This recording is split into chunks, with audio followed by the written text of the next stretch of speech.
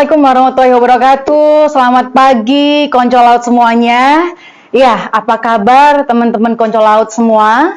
Semoga di pagi hari ini kita semua dalam keadaan sehat. Di Jumat 23 Februari 2024 ini ketemu lagi bersama saya Aldis dalam acara Bintang Laut, bincang tentang kelautan dan perikanan. Dan pagi hari ini kita kedatangan narasumber yang istimewa, spesial. Pakai telur nggak ya Pak? Iya, harus. Harus ya. Beliau yakni Bapak Dwianto Priyo Nugroho, Master of Professional Accounting. Betul ya Pak ya? Betul. Tidak salah dalam penyebutan ya? Oke. Pak Dwianto adalah Kepala Bidang Anggaran dari Badan Pengelola Keuangan dan Aset Daerah Pemerintah Provinsi Jawa Tengah. Begitu.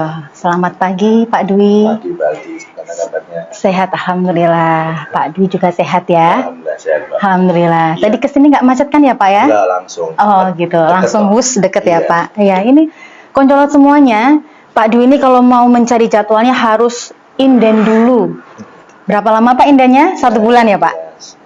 Ya, kayak kita mau beli mobil lah ya. Oh gitu. Harus ada jadwal. Baik koncolat semuanya. Karena beliau seorang kabid anggaran, tentunya semua program program di kelautan dan perikanan tidak lepas dari yang namanya anggaran. Tanpa adanya anggaran, kegiatan tidak akan berjalan. Begitu ya Pak Dwi. Nah, dari sisi Pak Dwi selaku lulusan dari accounting, kemudian selaku kabid anggaran, sebenarnya definisi anggaran itu seperti apa, Pak Dwi? Oke. Ya. Jadi baik Mbak Aldis, memang tadi benar ya. Ya. Bahwa kalau kita ngomongin apapun, Yap. itu biasanya ending-endingnya tuh butuh sebuah anggaran ya. Yap. Kalau bahasa sederhananya sih butuh uang. Yap. Jadi biar seluruh program, seluruh kegiatan itu bisa dilaksanakan dengan baik. Yap. Nah, itu memang kita butuh sumber daya, Yap. dalam hal ini sumber daya anggaran. Kalau kita bahasakan definisi yang secara regulatif gitu ya, Yap. APBD itu kan sebetulnya kayak kerangka atau rancangan keuangan. Mhm. Kalau singkatannya sebetulnya anggaran pendapatan dan belanja daerah. APBD ya Pak Dwi ya. Jadi Oke. ada pendapatannya, ada juga belanjanya. Ya. Jadi ada uang masuk, ada uang keluar. Sebenarnya filosofi sederhana sih Seperti sebetulnya, itu ya. seperti Nah, yang lainnya. dalam penetapnya anggaran pendapatan dan belanja daerah, ada anggaran, ada belanjanya. Ada permasalahan enggak, Pak Dwi? Ya, permasalahannya sebenarnya bukan permasalahan, tapi memang ini sesuatu hal yang sangat krusial. Ya. Memang. Apalagi kalau kita bicara rancangan keuangan itu kan sesuatu hal yang harus kita rencanakan, kita Betul. perkirakan, Ya. mungkin belum tentu belum bisa terjadi 100%, ya, gitu. Jadi sesuatu hal yang forecast memang. Ya. Lah, ini Perlu perkiraan ya. betul. Ya. Nah, ternyata kita tuh memperkirakan itu bukan sesuatu hal yang mudah. Ternyata. Ya.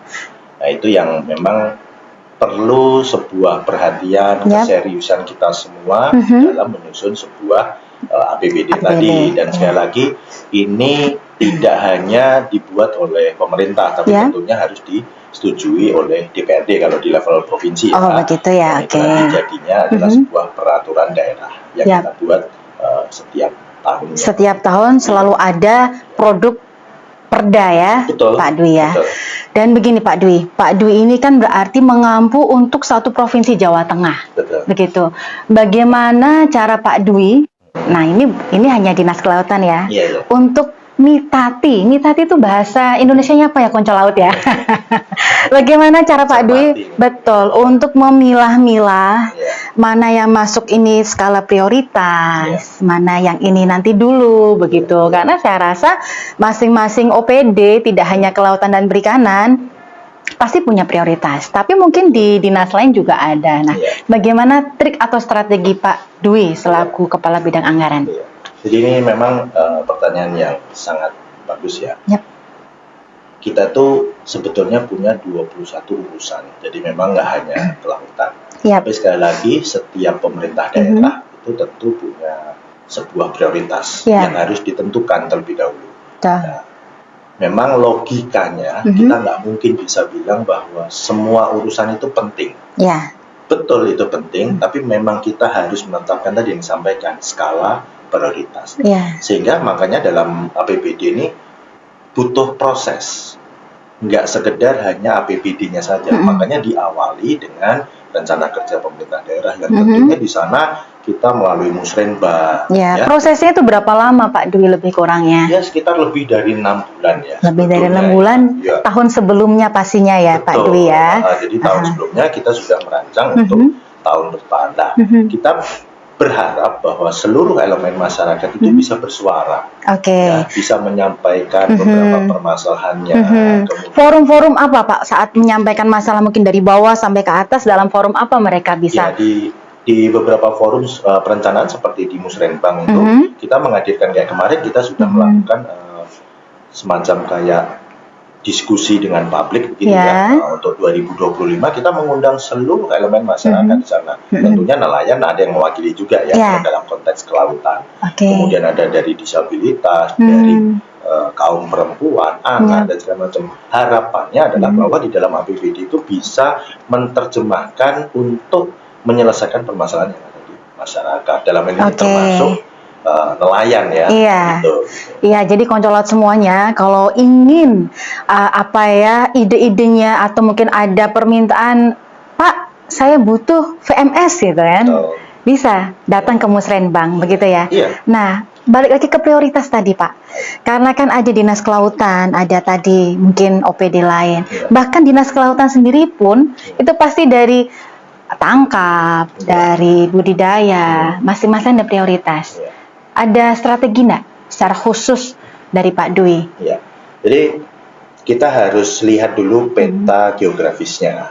Ya, kita itu jelas nomor 1 agro ya, karena dari sisi wilayah kita masalah pertanian, kemudian kelautan kita di apit laut kan ya, di utara ada, di selatan ada, ya kan. Dan juga kita ngomongkan masalah pariwisata. Nah, sebetulnya kita sudah clear bahwa ternyata geografis, penduduk, mayoritasnya apa, itu clear sebetulnya.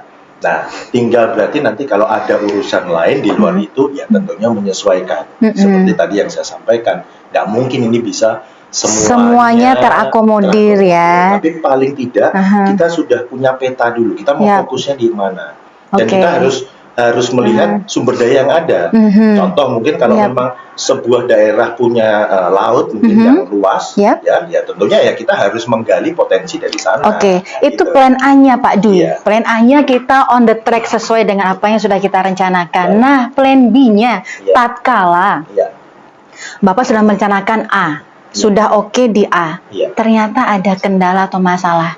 Bagaimana Bapak memitigasi apa istilahnya kejadian yang ternyata di luar rencana kita, begitu? Seperti apa?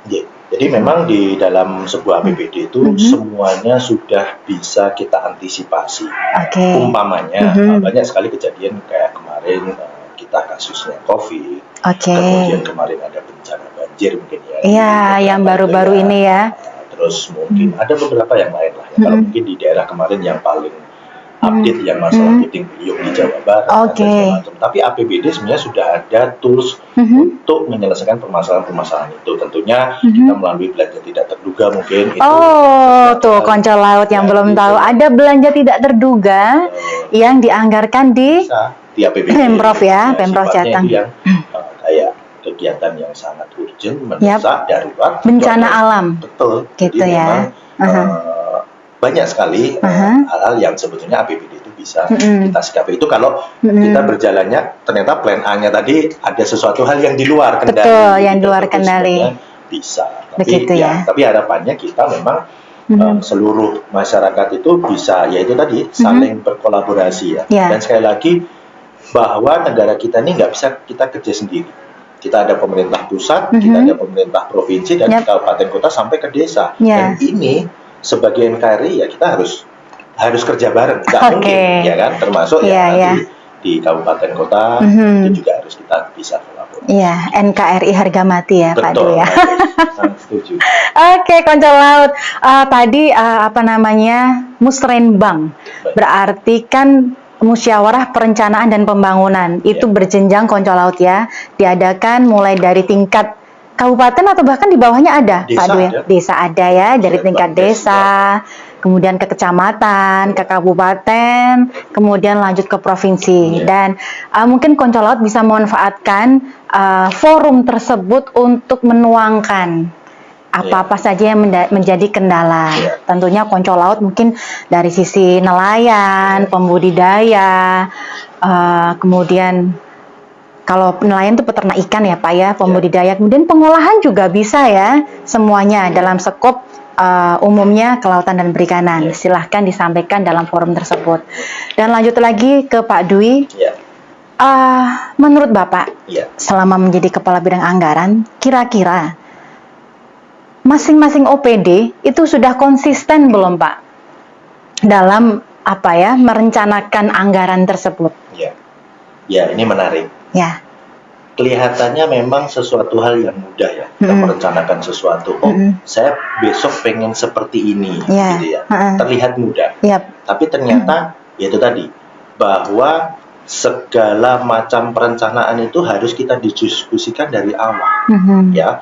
Yaitu tentunya seluruh stakeholder harus ada di sana. Diskusinya itu lewat forum tadi kan, bukan person to person, mungkin dari bidang dari subbag program datang, Pak Dwi saya ini bidang, bukan tapi memang secara forum. Tentunya semua ada step-stepnya. Ya, karena selama ini kita dengan SKPD sebenarnya kolaborasinya udah sangat oke ya, masalah komunikasi. Nah, bahwa berawal dari sebuah permasalahan yang ada di masyarakat tentunya, khususnya nelayan pokoknya. Nah, nelayan ini harapannya seperti apa? Kesulitannya seperti apa? Ya kan? Mungkin ngomongin BBM, ngomongin mungkin sungainya dangkal, dan segala macam lah, peralatan dan segala macam, ya kan? Nah, mungkin terkait kalau pas lagi bulan-bulan ombak besar, itu kan ada paceklik nelayan juga ya. Mereka harus ngapain nih? Gitu. Nah, tentunya dengan habis itu ke OPD teknis ya, yang sangat paham tentunya, mewakili pemerintah, kemudian nanti masuk ke tim anggaran pemerintah daerah. Nah, itu apa nih kira-kira permasalahan-permasalahan yang nanti bisa kita intervensi melalui dana APBD tadi lah. Tadi sebenarnya konsistensinya gimana nih? Ya kan? Kadang-kadang kita merencanakan A, kira-kira besok bisa A nggak pelaksanaannya, ya kan? Sebagian besar sudah oke, ya. Sebagian juga ya masih dalam tahap ternyata harus ada yang diubah. Ternyata dari beberapa analisis kita, kita ini harus sudah mulai membiasakan bekerja dengan detail ya. Ya, detail itu maksudnya nelayan pengen sejahtera. Sejahtera itu seperti apa ya dimaksud? Nah, itu detail kita. Maksud kami sejahtera tuh kalau saya pengen beli apa, konteksnya untuk melaut, mamanya gitu ya, itu ada. Harus dirinci, di breakdown ya. Misal pembudidaya mau besarin udang, apa-apa aja yang dia butuhin, harus detail ya. Jangan sampai nanti kayak tadi pembudidayaan gitu ya, butuhnya A, ternyata karena kita hanya bilang pembudidayaannya saja, kita nggak ngerti nih, ujungnya dibutuhkan apa. Nah, itu yang tentunya tadi masalah konsistensi tadi, sehingga pada saat dari awal kita harus betul-betul mengetahui kita nih mau apa nih, arahnya mau apa, yang dibutuhkan apa secara detail. Dan ini butuh effort, Mbak. Nggak bisa kita ngomongin semenit 2 menit ya, atau mungkin sehari 2 hari nggak bisa. Tapi betul-betul yang sedetail mungkin sehingga nanti di dalam pelaksanaannya itu memang sudah bisa dilaksanakan dengan baik. Ternyata effortnya seperti itu Konco Laut. Nggak langsung serta-merta mendadak begitu jadi ya. Mungkin dulu ada yang seperti itu, tapi saya rasa mungkin semakin hari semakin tahun sudah ada perbaikan ya Pak Dwi ya, semakin konsisten dari perencanaan dan pelaksanaannya begitu. Nah, kalau terkait SDM-nya Pak Dwi, menurut Pak Dwi SDM-nya dalam konteks di OPD begitu? Jadi SDM dalam konteks dia tadi memilih-memilah, kemudian dalam menyusun dan menetapkan anggaran, kan masing-masing Pak Dwi menerima hasil dari teman-teman OPD nih. Nah, menurut Pak Dwi bagaimana? Apakah sudah begitu? Kalau secara global, makro, dari tahun ke tahun sudah menunjukkan pada track yang benar. Ya, pola dan metodenya teman-teman juga sudah kita arahkan untuk bisa menerjemahkan kebutuhan yang ada di masyarakat. Dulu. Ya, karena terus terang tugasnya pemerintah itu hadir untuk masyarakat. Jadi kita itu harus ada mendengarkan. Nah, sehingga kita minta sebenarnya seluruh sumber daya manusia yang ada di Pemprov itu kita harus mendengarkan sebetulnya apa yang dibutuhkan oleh masyarakat, ya kan? Nah, namun kami di TAPD jadi tim anggaran tentunya juga bertanggung jawab atas pelaksanaan dari teman-teman yang ada di OPD, ya kan? Itu memang tugas kita. Ya, itu sehingga kolaborasi itu yang kita butuhkan. Tapi dalam konteks ini dan di beberapa tahun terakhir ini kita juga sudah menunjukkan bahwa SDM-nya itu memang menunjukkan sebuah profesionalitas. Nah, mungkin ada kendalanya begini, kita ini luas sekali ya. Kita punya 35 kabupaten kota. Tadi kalau secara data mungkin nelayannya 150.000 lebih ya. Itu baru nelayan, belum pembudidaya, belum pengolah ikan, ya kan? Nah, itu padahal mereka punya pemikiran sendiri-sendiri tentunya, tapi kita harus nanti bisa mengerucutkan.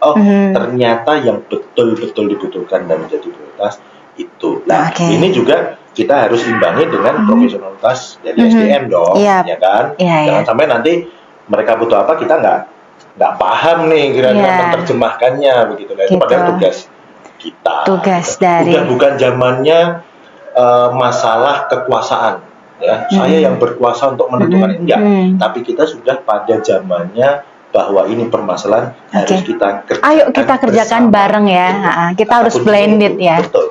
Nggak bisa, zamannya udah berubah sekarang. SDM sudah, kemudian sanksi and punishment.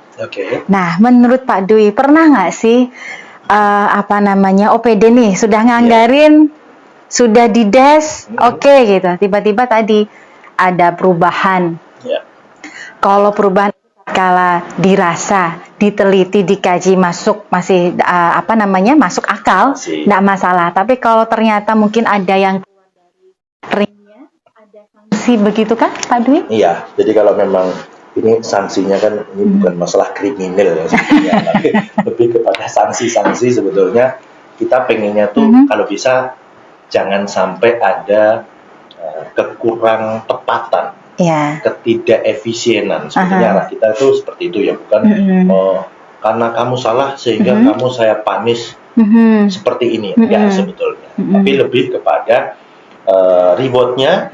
Ya kadang-kadang kita mungkin saja dari konteks kepegawaian, karir mungkin sudah diatur ya. Ini SDM-nya bagus nih, ya kita promosikan tentunya ya. Tentunya dari TAPD juga akan menyampaikan informasi itu bagus loh kalau diajak komunikasi orangnya. Itu dari reward-nya ya, dari reward-nya. Kalau dari sisi punishment-nya kadang-kadang ditelepon mungkin tidak komunikatif ya, kemudian tidak terlalu care dengan perkembangan situasi masyarakat. Ya kan? Tentunya sebenarnya secara tidak langsung kalau ini tidak bisa menjelaskan, tidak bisa mendetailkan, tentunya dari pihak TAPD punishment-nya bentuknya berarti alokasinya mungkin bisa saja tidak sebanyak itu karena konsepnya juga mungkin belum jelas. Nah, itu tadi yang saya pengen bidik. Ada kemungkinan nggak sih tatkala mungkin kami nih DKP sudah merencanakan anggaran sekian begitu, ternyata penyerapannya cuma sekian gitu, hanya mungkin masih ada sisa banyak lah gitu. Ada kemungkinan di tahun berikutnya akan dikurangi nggak anggarannya Pak Dwi? Ada Mbak. Oh begitu. Ada Mbak. Hati-hati koncolat semuanya, harus penyerapannya Itu jadi gitu ini nggak hanya kelautan ya, ini berlaku pengelolaan keuangan secara keseluruhan sebetulnya. Namun ya itu tadi kira-kira titik lemahnya di mana? Titik ketidaksesuaian antara perencanaan dan pelaksanaannya di mana? Sehingga kami selalu menyampaikan di beberapa kesempatan, yuk tadi harus bareng tuh siapa sih? Mulai dari mungkin pimpinan, di level middle mungkin ya, sampai dengan pelaksanaan, sampai dengan masyarakat. Sehingga pola pikir, frekuensi kita semua sama. Nah, itu yang saya yakin sebetulnya itu bisa menutup dari tadi ketidaksesuaian dan pelaksanaan. Termasuk mungkin nggak fair juga ya Pak, tatkala langsung dikurangin anggarannya tanpa istilahnya melihat kenapa sih gitu. Kan kita tetap harus mendengar. Kalau memang kondisinya memang tidak bisa ya nggak mungkin bisa dipaksakan. Kan begitu. Memang itu tadi, kita hanya kadang-kadang menggunakan sebuah data sebagai analisis. Jadi namanya sekarang 1000, pelaksananya hanya 750. 250-nya kita cek dulu, kita analisis dulu. Kenapa nih kira-kira?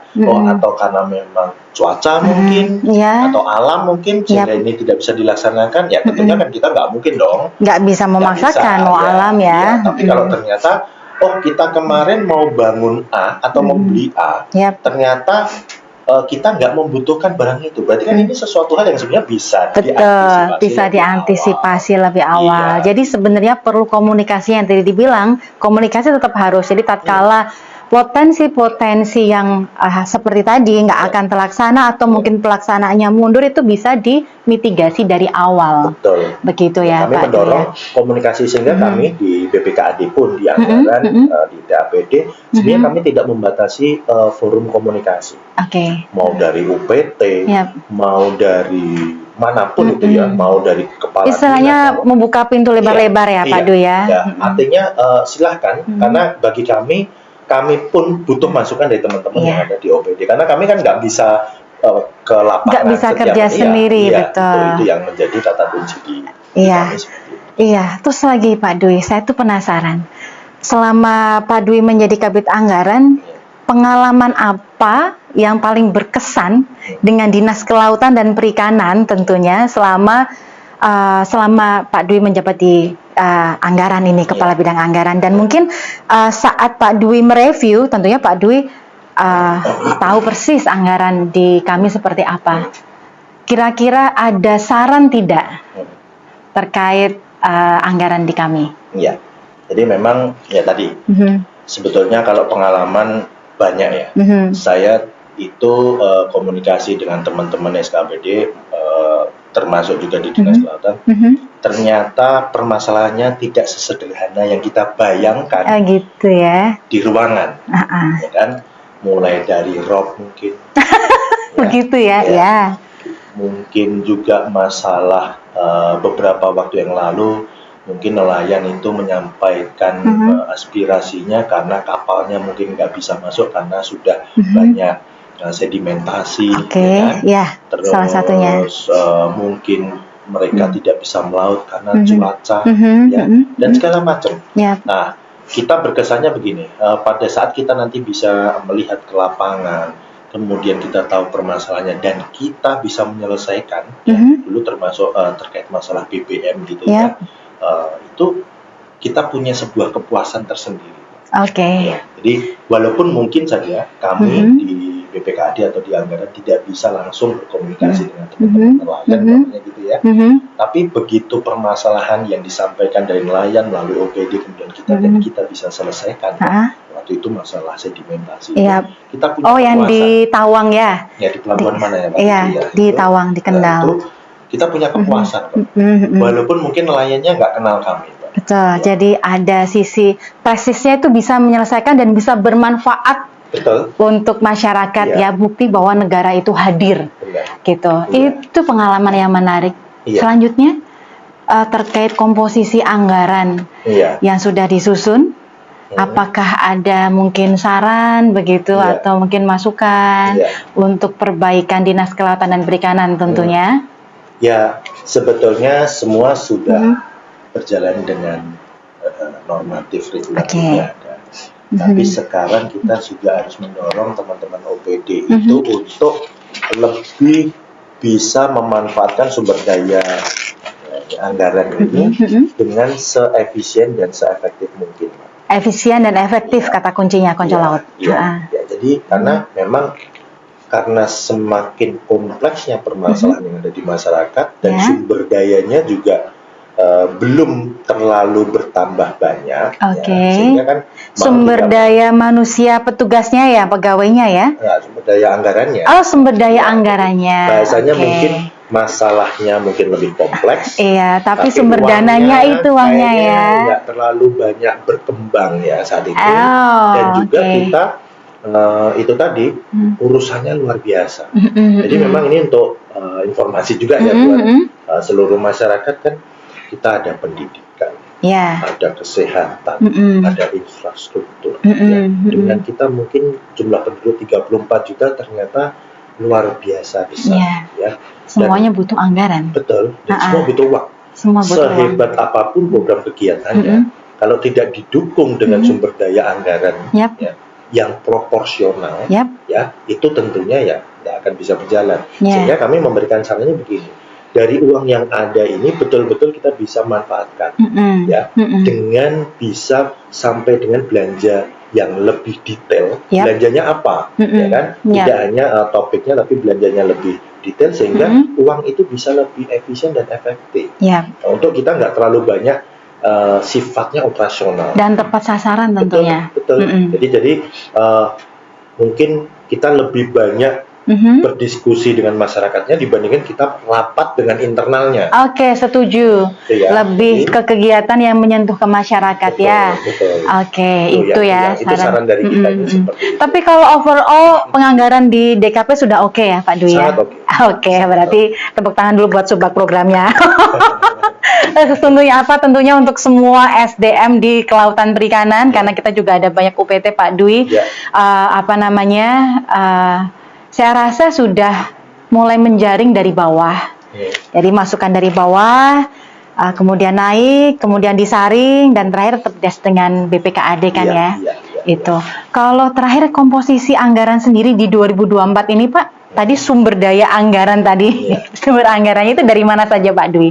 Jadi kalau dari kita tuh sebetulnya kalau APBD itu kan hanya dari pendapatan asli daerah, dan pendapatan transfer dari pemerintah pusat, sama lain-lain pendapatan daerah yang sah. Sebenarnya sumbernya hanya tiga. Hanya tiga ya. Karena kalau di level provinsi, kebanyakan itu kan dari pajak daerah. Dari pajak daerah. Jadi kalau ditanya, ini uangnya OPD-nya kelautan tuh dari mana nih? Ya dari pendapatan asli daerah. Pendapatan asli daerah Provinsi Jawa Tengah ya. Jadi terbesarnya kita dari pajak kendaraan bermotor dan bea balik nama kendaraan bermotor. Sehingga kami di kesempatan yang bersama ini yuk bareng-bareng yang beli motor. Beli motor. Beli motor boleh, beli mobil boleh. Kalau yang belum bayar pajak dibayar pajaknya. Konco Laut, diingat pesannya. Segera beli motor atau mobil dan jangan lupa bayar pajaknya.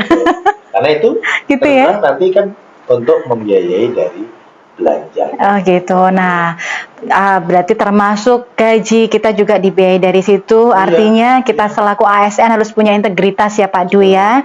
Kita harus bisa hadir untuk masyarakat, menyelesaikan masalah yang ada di masyarakat. Sepakat Pak Dwi? Sangat sepakat. Sepakat. Terakhir, closing statement untuk Konco Laut semuanya di acara Bintang Laut ini. Apa Pak Dwi? Jadi kami